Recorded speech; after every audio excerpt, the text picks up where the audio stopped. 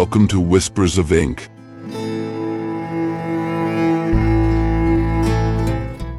I'm Machado de Assis, and now I will read one of my stories.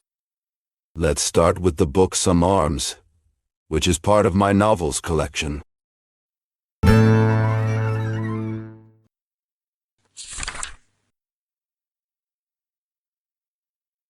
Chapter 1. Ignacio shivered when he heard the solicitor shouting. He took the plate handed to him and started eating, all while being insulted with words like lazy bum, airhead, idiot, and crazy kid. Where is your head? Why never do you listen? He'll tell your father everything. And he can beat some sense into you with a good stick of guava wood or any piece of wood. You still deserve a beating. Don't think you don't. Then, Borges turned to Donna Severina, the woman who had lived with him for years as if they were married.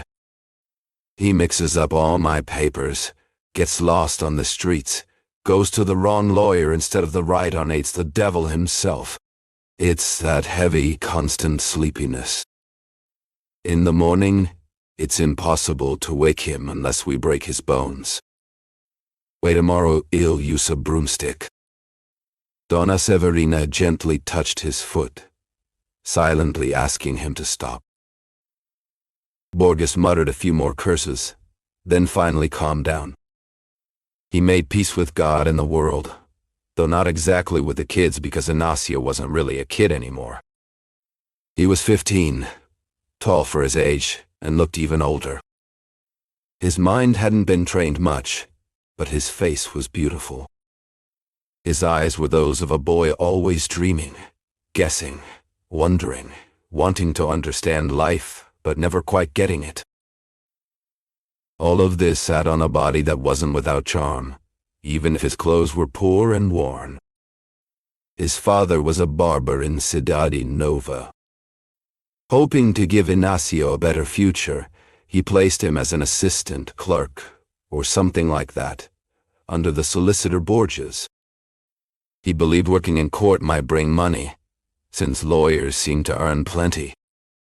This happened back in 1870, on Rua da Lapa.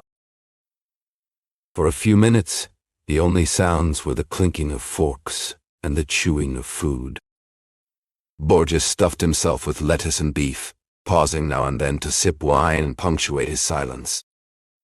Meanwhile, Ignacio ate slowly, too afraid to lift his eyes from the platanoa, even to look at the place where they had been when Borges first began yelling at him. Ignacio couldn't deny either was nervous. Every time he looked at Donna Severina's arms, he lost focus completely. And honestly, it was mostly her fault for showing them off like that all the time. She always wore short sleeves at home, just about half a palm below the shoulder, leaving her arms fully visible. They were beautiful, full and soft, matching her warm and sturdy figure. Even exposed to the air, her skin stayed fresh and smooth. But it's important to say, she didn't dress that way to impress anyone. It was just that she had worn out all her long-sleeved dresses. She stood tall and looked lovely. When she walked, she moved with a certain charm. But Ignacio mostly saw her sitting at the dinner table, where not only her arms but also part of her chest were in full view. Was she pretty? Not exactly. But she wasn't ugly either. She wore no jewelry, and her hairstyle was simple. She combed her hair back, tied it up, and held it in place with a turtle shell comb her mother had given her. Around her neck, a dark scarf. No earrings. And all of this at the age of 27, mature, healthy, and strong. Dinner was over. Borges brought out coffee, and from his pocket, 4 cigars. He examined them carefully, rolled one between his fingers, picked the best one, and put the others away. Once his cigar was lit, he leaned on the table and began chatting with Donna Severina about all sorts of random things. Ignacio didn't care about any of it. But while Borges kept talking, he didn't look directly at Ignacio, which gave him some peace to think. Ignacio drank his coffee slowly, stretching the moment as long as he could. Between sips he smoothed the tablecloth, picked at invisible bits of skin on his fingers, or let his eyes wander around the dining room. There were only 2 paintings, one of St. Peter and one of St. John. They had been kept from old festival giveaways, and now hung in simple frames. He tried to distract himself by looking at St. John, whose youthful face was easy on the eyes, but even that felt strange. Looking at St. Peter's serious face while he was lost in these thoughts was almost too much. Ignacio didn't really have an excuse. Not exactly. Truth was, he barely noticed either of them. His eyes would pass right over, like they weren't even there. The only thing he truly saw were Donna Severina's arms, whether because he stole glances at them when no one was looking, or because they stayed with him in his memory, imprinted like a shadow on his mind. "Man, are you ever going to finish?" the solicitor suddenly snapped. There was no way around it. Ignacio drank the last drop of his coffee, now cold, and left as usual for his room at the back of the house. As soon as he got inside, he made a frustrated gesture, almost angry with himself, then walked over to one of the 2 windows that looked out toward the sea. 5 minutes passed. The sight of the calm waters close by, and the distant hills slowly brought back that same confusing, unclear, restless feeling inside him, a feeling that hurt but also felt good, like what a plant might feel when it starts to bloom for the first time. He wanted to leave, and yet he wanted to stay. It had been 5 weeks since he moved in, and every day was the same. Leaving in the morning with Borges, running between courtrooms and offices, carrying documents to get stamped, handed off, signed. He'd return in the afternoon, eat dinner quietly, then go back to his room until supper. After supper, he'd go to sleep. Borges kept his distance, never inviting Ignacio into family life, which was really just Donna Severina anyway. Ignacio only saw her 3 times a day, during meals. 5 weeks of loneliness, of work that brought no joy, far from his mother and sisters. 5 weeks of silence, because he barely spoke to anyone except maybe once or twice on the street. At home he said nothing at all. One day he thought to himself, "Enough.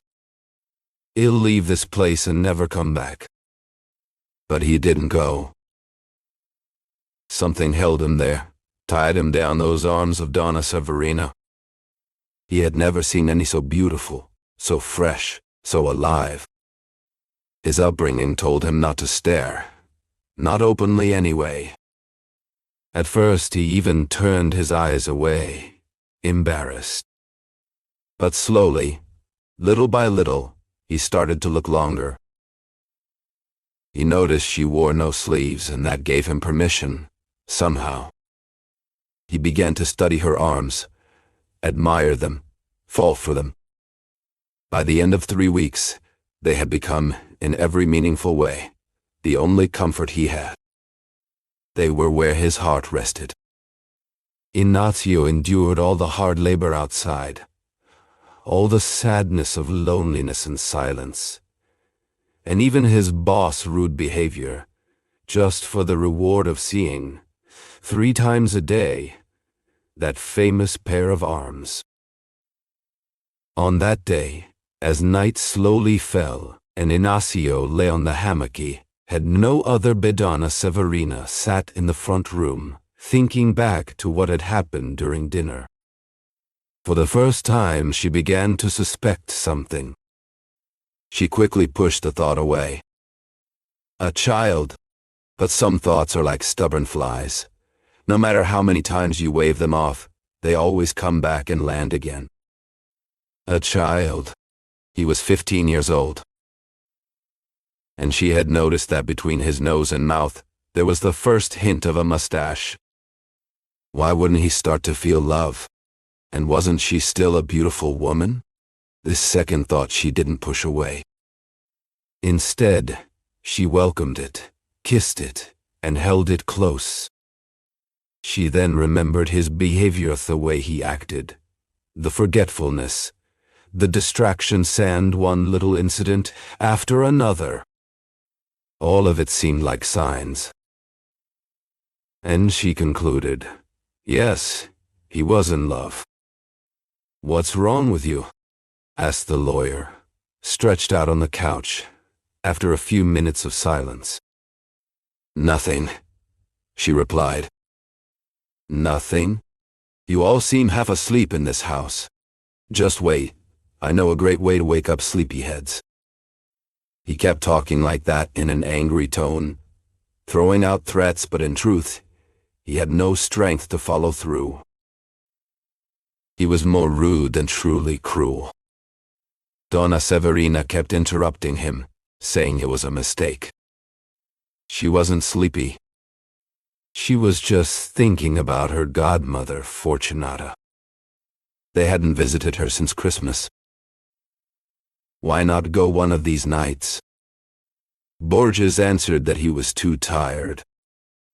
He worked like a dog all day, and had no time for idle visits. He insulted the godmother, then the godfather, and even the godson, who at 10 years old still didn't go to school.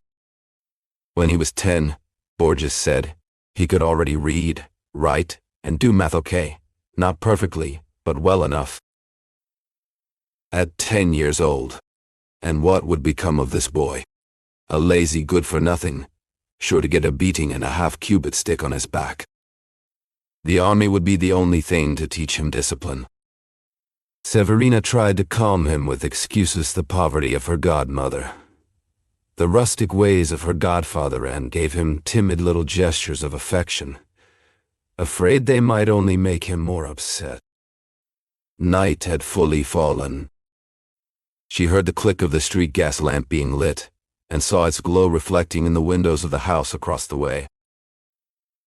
Borges, tired from the day's work, for he truly was a first-rate laborer, slowly closed his eyes and drifted off to sleep, leaving her alone in the dark living room, face to face with her own thoughts and the discovery she had just made. Everything seemed to tell the lady that it was true. But once the shock wore off, this truth brought her a moral complication she could only feel, not understand. She could not make sense of herself or find balance. At one point, she even thought of telling the lawyer everything, and asking him to send the boy away. But what exactly was everything? That's where she stopped. Truthfully, there was nothing but suspicion, coincidence, and possibly a mistake. No, not a mistake.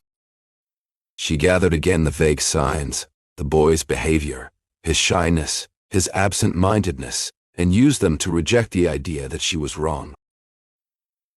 Shortly after, such is the tricky nature of the human heart, she reflected that it would be wrong to accuse him without proof. So she decided to pretend she was mistaken just to observe him more closely and better understand what was real. That very night, Severina watched him carefully from under her lashes as Ignacio moved about.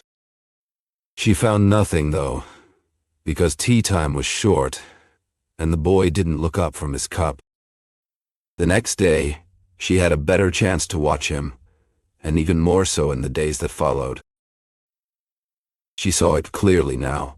She was loved and feared, a young and untouched love, held back by the chains of society and a sense of inferiority that kept him from even recognizing his own feelings. Severina understood that she had nothing to fear from him. She decided it was best not to say a word to the lawyer. That way she would spare him a painful moment and protect the poor boy from shame. Ignacio had convinced himself that he was still a boy, and decided to keep treating him just as coldly as before, or even more so. And that's exactly what she did. Ignacio began to notice how she avoided looking at him, or spoke in a harsh tone, almost as sharply as Borges himself. At times, though, her voice would soften, even become sweet, very sweet. Her gaze, usually distant and wandering, would sometimes rest gently on his head, as if it needed a place to rest. But these moments were always brief. In leaving, he kept telling himself on the street, just like during the first few days, had come home, but never actually leave. The arms of Donna Severina created a small pause, a parenthesis in the middle of the long, boring chapter of his life. This short interruption carried a deep original idea, one invented by heaven solely for him. So he stayed, letting things unfold little by little. But in time he had to leave, and this time, for good. Here is how and why it happened. Lately, Donna Severina had started treating him with unusual kindness. The roughness in her voice seemed gone, replaced not only by softness, but also by care and affection. One day she warned him not to catch a chill. Another day she reminded him not to drink cold water after hot coffee. These were the words of a friend, maybe even a mother. They filled his heart with even more confusion and unease than before. Ignacio reached a point where he actually laughed at the dinner table, one day, an act he had never dared do.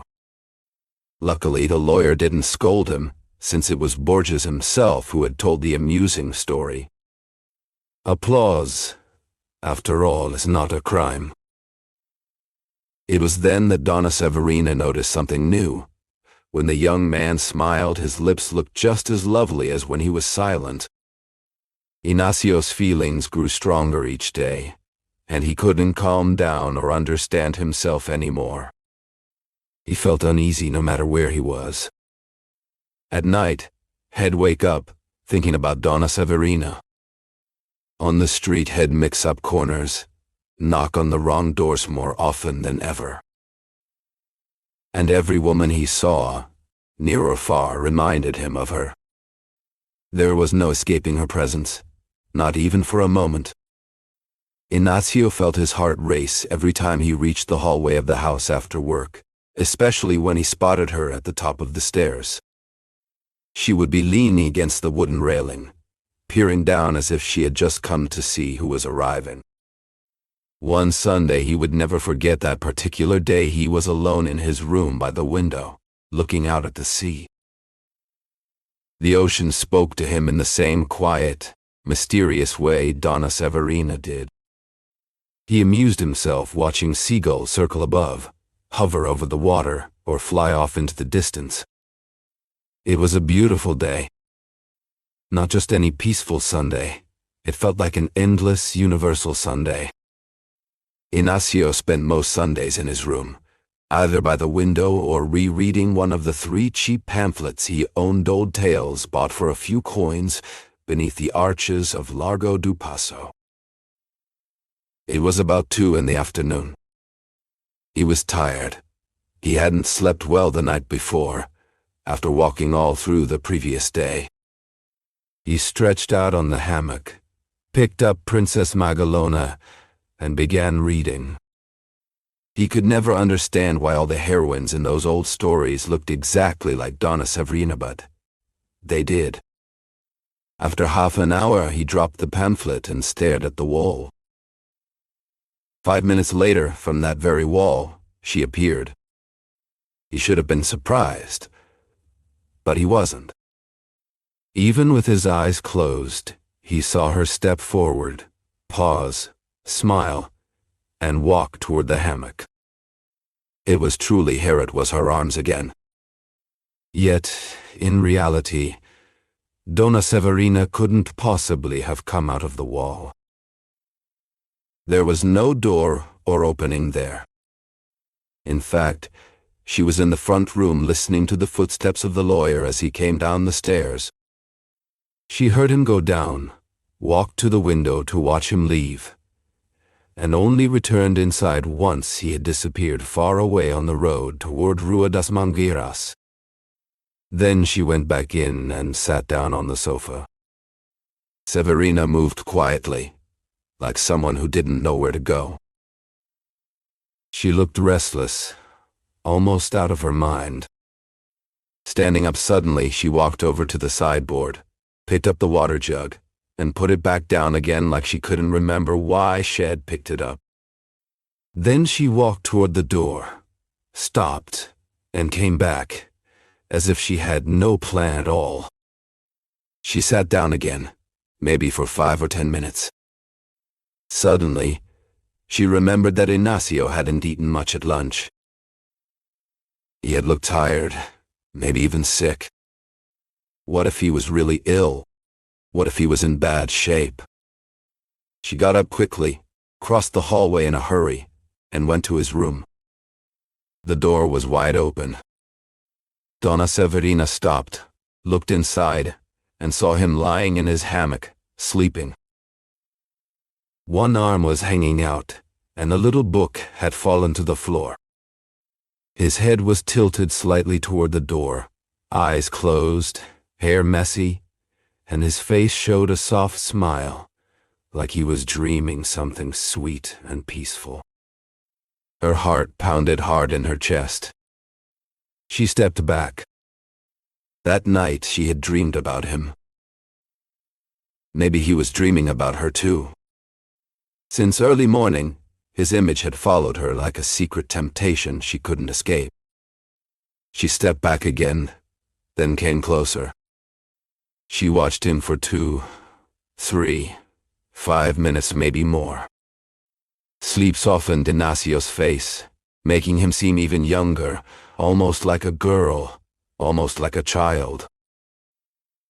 A child, she said to herself, in that silent language we all carry inside us. That thought cooled the fire in her blood and cleared her head a little. A child, she repeated. She looked at him slowly, taking in every detail, the way his head leaned to the side, the way his arm hung loosely. And yet, while she told herself he was just a boy, she also saw how handsome he was. More handsome now asleep than when he was awake. And that second thought confused the first one, mixing reason with desire. Suddenly, she shivered and stepped back in fear. She had heard a noise nearby, in the laundry room. She went to check and found it was just a cat that had knocked over a bowl. Coming back quietly, she peeked at Ignacio once more. He was still sleeping deeply. What a heavy sleeper the boy had. The noise that had scared her so much didn't even make him move. She kept watching him sleep, and maybe dream. How strange that we can't see each other's dreams. Donna Severina would have seen herself inside the boy's imagination. Standing by the hammock, smiling and still, then leaning down, taking his hands, bringing them to her chest, crossing her famous arms there. Ignacio, in love with those arms, still heard her words, which were beautiful, warm, especially newer. At least, they came from some language he didn't know, even though he understood it. 2, 3, 4 times the image faded away, only to return quickly, coming from the sea or somewhere else, among seagulls, or walking through the hallway, full of strong grace.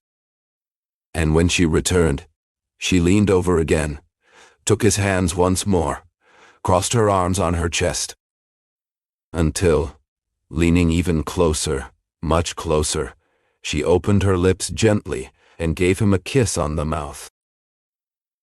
Here, the dream matched reality, and the same 2 mouths joined both in imagination and outside of it. The difference was that the vision did not pull back, and the real woman had done the act so fast that she ran all the way to the door, embarrassed and scared. From there, she went to the front room, stunned by what she had done, unable to focus on anything. She listened closely, walked to the end of the hallway, trying to hear any sound that might tell him he had woken up. Only after a very long time did her fear begin to fade. In truth, the boy slept deeply. Nothing could open his eyes, not the nearby footsteps, not even real kisses. But while the fear passed, the shame stayed and grew stronger. Donna Severina could not believe she had done such a thing. It seemed as if she had wrapped her own desires in the idea that this was just a child in love, unaware and without guilt. Half mother, half friend, she had leaned down and kissed him. No matter how she tried to explain it, she felt confused, upset, annoyed with herself and with him. The fear that he might have been pretending to sleep struck her heart like a cold wind. Ignacio slept for a long time, and only woke up for dinner. He sat at the table cheerful and full of energy. Even though he noticed that Donna Severina was quiet and serious, and that the lawyer was as harsh as ever. None of that could erase the graceful image still fresh in his mind, or dull the feeling of that kiss. He didn't even notice that she was wearing a shawl covering her arms. He only saw it later, on Monday, and again on Tuesday, and even on Saturday, the day Borges sent word to his father that he couldn't stay with him anymore. But he left without any anger, because he was treated relatively well. As he walked out, Borges said, "If you ever need me for anything, come find me." "Yes, sir." "And Senhora Donna Severina?" "She's in her room, with a terrible headache. Come back tomorrow, or the day after to say goodbye." Ignacio left completely confused. Nothing made sense. He couldn't understand why they were saying goodbye, why Donna Severina had changed so suddenly, or why she wore that shawl. Just days before, she had spoken to him with such kindness. How could everything change so fast? He thought and thought until he believed he must have looked at her in a way that upset her, or said something careless without realizing. That must have been it. That explained her coldness and the shawl hiding those beautiful arms. But no matter what, he carried with him the sweet taste of that dream. And through the years, despite other loves more real and longer lasting, never felt anything quite like that moment on Rua de Lapa, when he was 15 years old. Sometimes, even now, he says to himself, not knowing he's mistaken. And it was just a dream, a simple dream.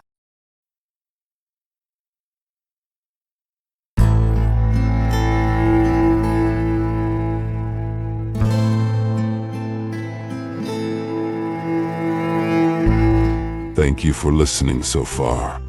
If you enjoyed this video, don't forget to like our channel and click the bell to be notified whenever a new book is read. Have you heard of Machado de Assis? Machado de Assis, born in Rio de Janeiro in 1839, is considered one of the greatest writers in Brazilian literature and a master of psychological realism. He was a novelist, poet, playwright, and short story writer whose works explore the complexities of human behavior with irony, subtlety, and deep introspection. Among his most famous novels are Dom Casmurro, which questions truth and memory, and the posthumous memoirs of Brás Cubas, a satirical narrative told by a deceased man. Machado's literature often reflects the contradictions of Brazilian society, addressing issues like race, class, power, and identity in a sophisticated yet accessible style. Despite being born into poverty and facing racial prejudice, Machado de Assis rose to become the president of the Brazilian Academy of Letters and a symbol of literary excellence.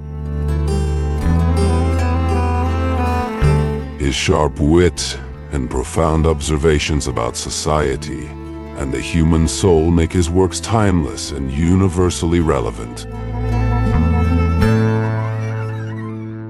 Today, he is recognized not only as a Brazilian icon, but also as a world-class author whose legacy continues to influence generations of writers and thinkers. Machado de Assis shows us that literature can be both elegant and critical, intimate and universal, humorous and profound. His stories remain as powerful and thought-provoking today as they were more than a century ago. Machado is a treasure of world literature, and through his voice, we discover the infinite layers of the human experience.